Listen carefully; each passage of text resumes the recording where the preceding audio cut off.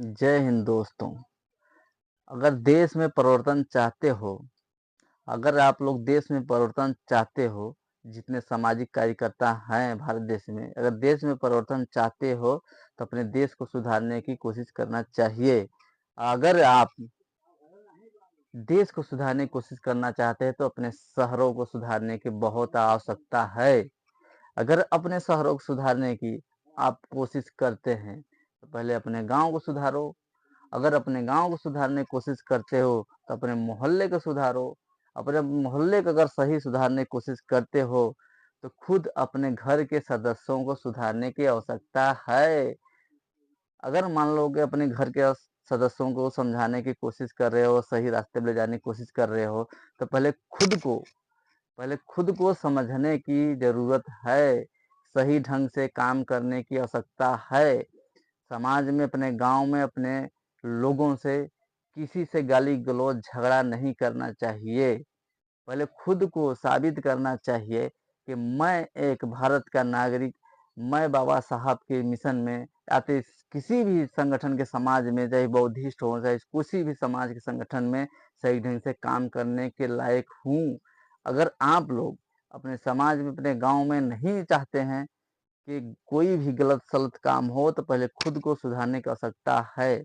अपने गाँव के लोगों से, टोला मोहल्ले के लोगों से, अपने बच्चों से, बहन-बेटियों का इज़्ज़त-सम्मान करना चाहिए और किसी से भी छोटी-मोटी गलतियों के लिए गाली-गलौज, झगड़ा नहीं करना चाहिए। जहाँ तक कि अपने समाज को जानकारी कुछ नहीं है, तो उनको समाज की जानकारी देना आवश्यक है और आपका दायित्व बनता है कि कोई भी ग्राम सभा का, जैसे अपने गाँव का, अपने घर के बच्चे अगर किसी भी गलत ढंग से कि कहीं भी रास्ते जाते हैं, धूम्रपान करते हैं, नशा करते हैं, हेरोइन चर्स करते हैं और किसी को मारते हैं, गलियाते हैं, तो आपको सुधारने की ज़रूरत है।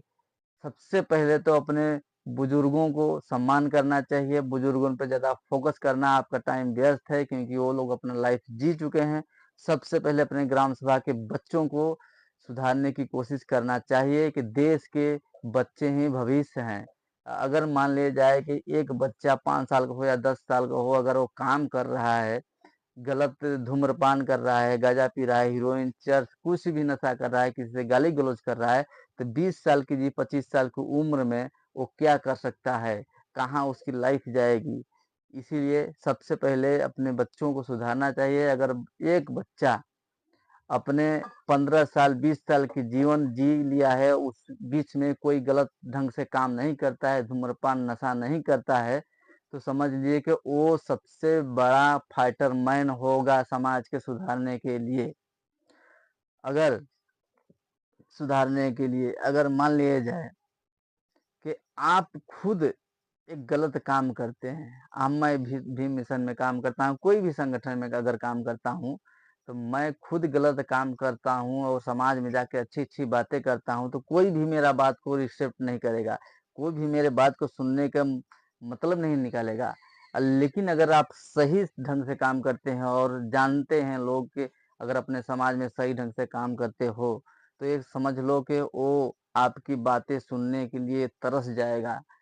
क्यों? क्योंकि वो जानता है कि आप सही ढंग से काम करते हो और आपका लाइफ़ अच्छी है और आप जो है कि आपका इज़्ज़त जो अच्छा है, इसीलिए कितने लोग आते हैं। मैं एक बात बता देना चाहता हूँ कि चाहे भीम मिशन के लोग हों, चाहे बौद्धिस्ट सोसाइटी हो या अन्य कोई भी धार्मिक चीज़ जो देश को सही ढंग से ले जाने की कोशिश करता है, कहीं न कहीं ये देखने को मिलता है कि वो खुद लोग दूसरों को जाकर सुधारने की स्पीच देते हैं, भाषण करते हैं, लेकिन खुद के घर में गलत सही ढंग से वो लोग रहते हैं।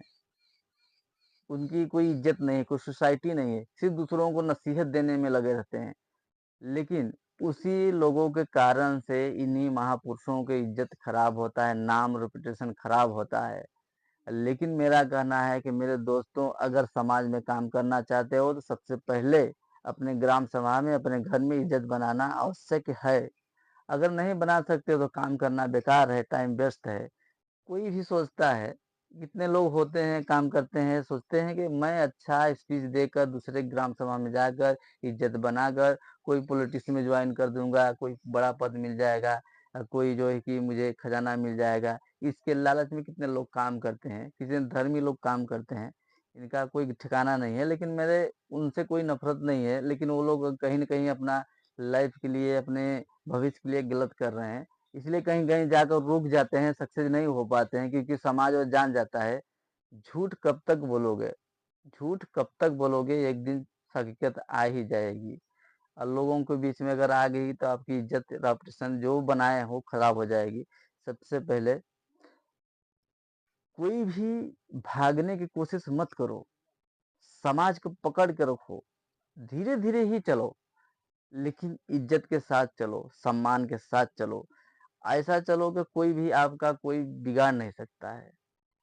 अगर आप धीरे-धीरे भी चलते हैं, मान लीजिए कि आप धीरे-धीरे चलते हैं लेकिन सही ढंग से चलते हैं, तो समाज जिस दिन जान जाएगा कि आप सही तरीके पे काम करते हैं, उसको आपको लाइक करना शुरू कर देगा।